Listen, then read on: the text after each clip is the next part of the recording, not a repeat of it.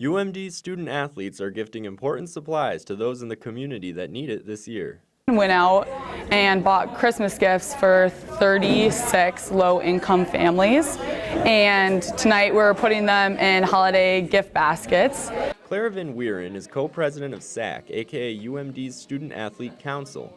She first got the idea for holiday baskets 3 years ago, and Tuesday night was joined by other student athletes, loading them with food, clothes, and other essentials for single-parent families. I was kind of looking for a new holiday initiative to do, and we wanted to do something community-based that would directly affect Duluth families. Amber Pelfrey is part of the Food Forward initiative and a First Lady of the Hillside, teaming up with SAAC to make it happen.